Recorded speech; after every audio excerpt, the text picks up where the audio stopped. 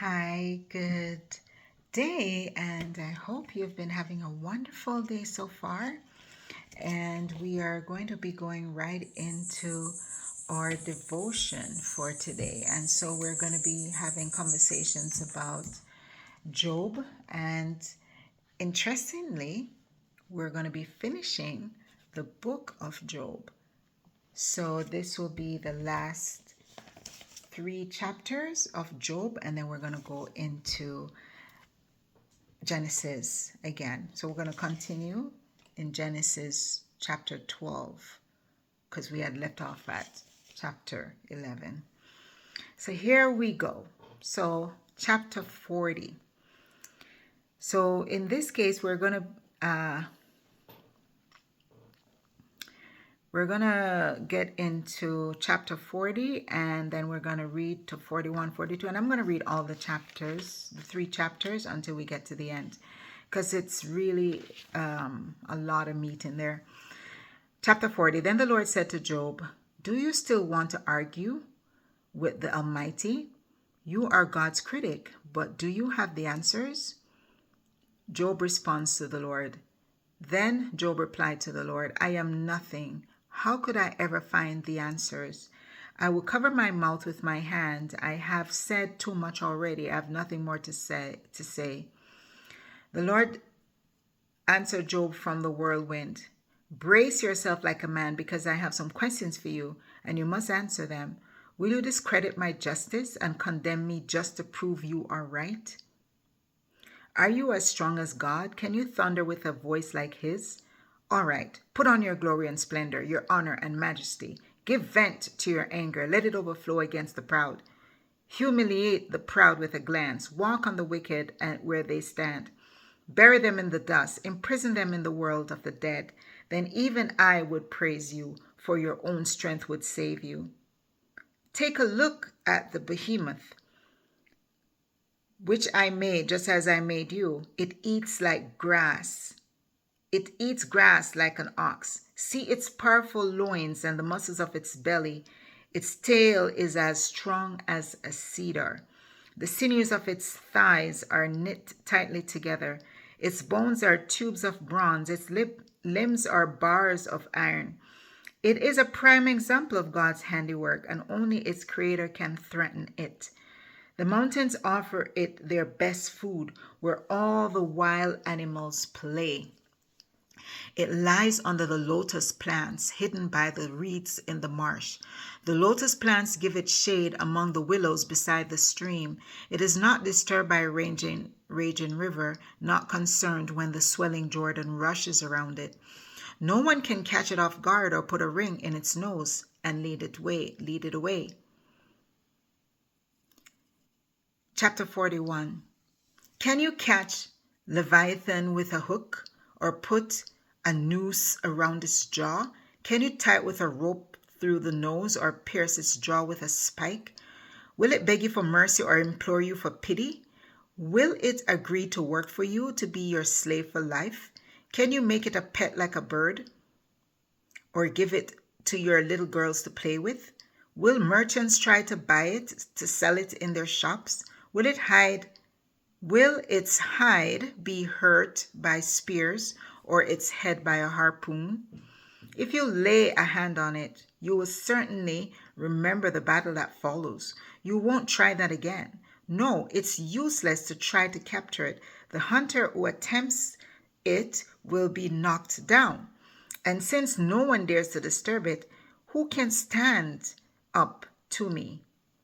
Who has given me anything that I need to pay back? Everything under heaven is mine. This is so interesting, where it says, who has given me anything that I need to pay back? Sometimes we think we can give God gifts, but everything under the heaven is already his. The only thing we can give him is our lives. I want to emphasize Leviathan's limbs and its enormous strength and graceful form.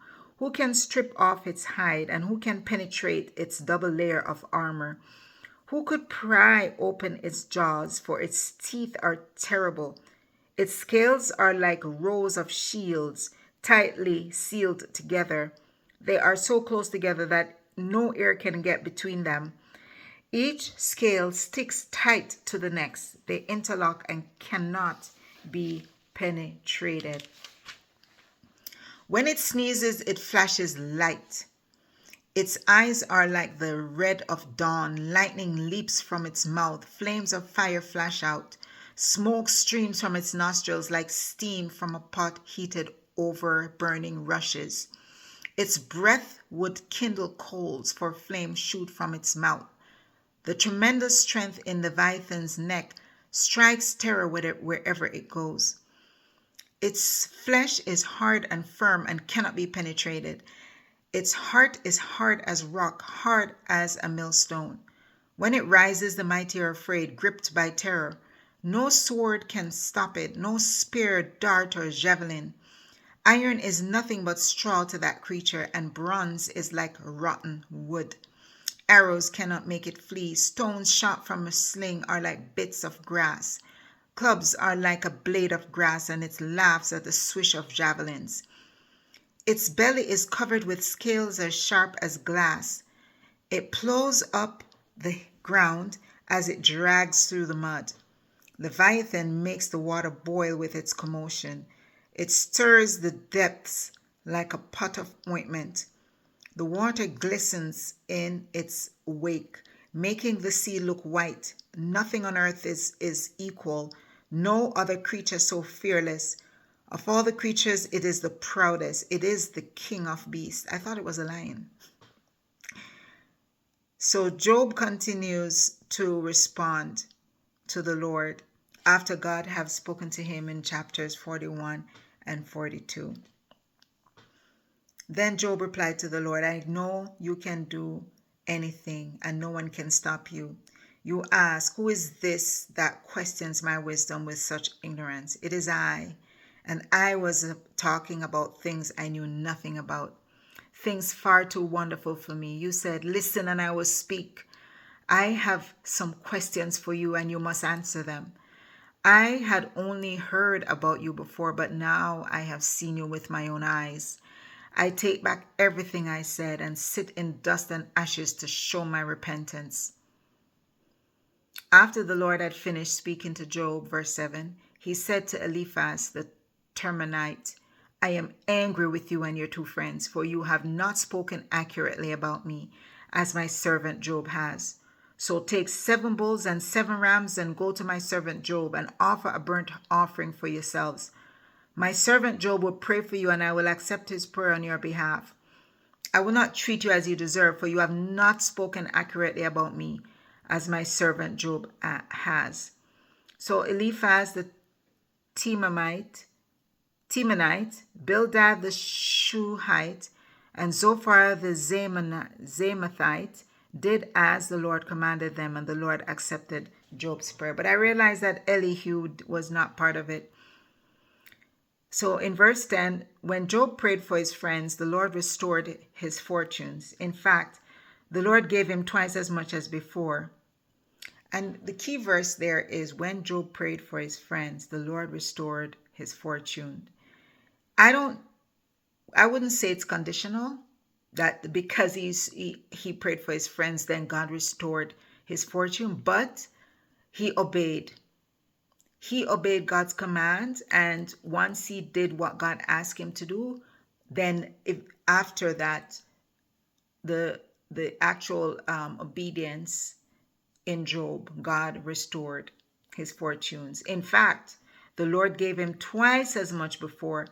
Then all his brothers, sisters, and former friends came and feasted with him in his home, and they consoled him and comforted him because of all the trials the Lord had brought against him. Keynote: none of these we didn't hear anything about these people during the time when Job was suffering.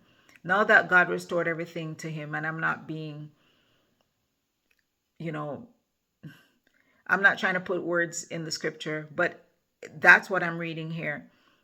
Then, after God restored everything and gave him twice as much before, all his brothers, sisters, and former friends came and feasted with him, and they consoled him and comforted him because of all the trials. I'm just wondering, where was all that comfort and consolation?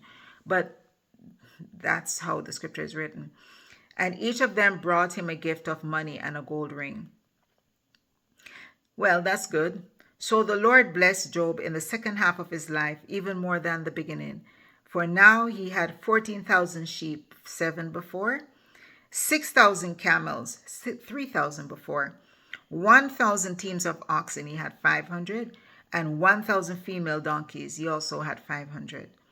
He also gave Job 7 more sons and 3 more daughters, so now he had 14 children altogether.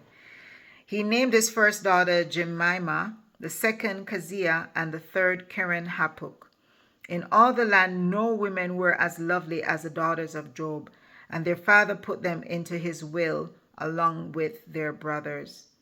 Job lived 140 years after that, living to see 4 generations of his children and grandchildren. Then he died an old man who had lived a long and full life.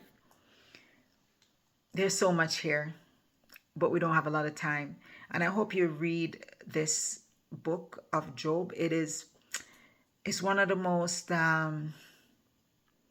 heartfelt and profound book in the terms of someone going from one extreme to the next in a short space. Well, we don't know how long, but in the time that we're reading the book of Job, we see him going from the richest, the most honored and respected man in the city to an outcast, and then he was restored everything double fold. So all those people who were probably looking on at him and seeing him in a destitute situation, they probably say, wow, what happened?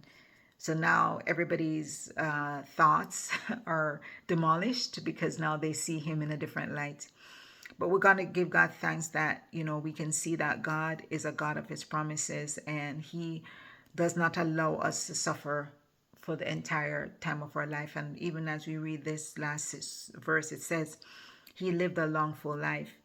And one of the key things I also noticed, he lived to see 4 generations of his children.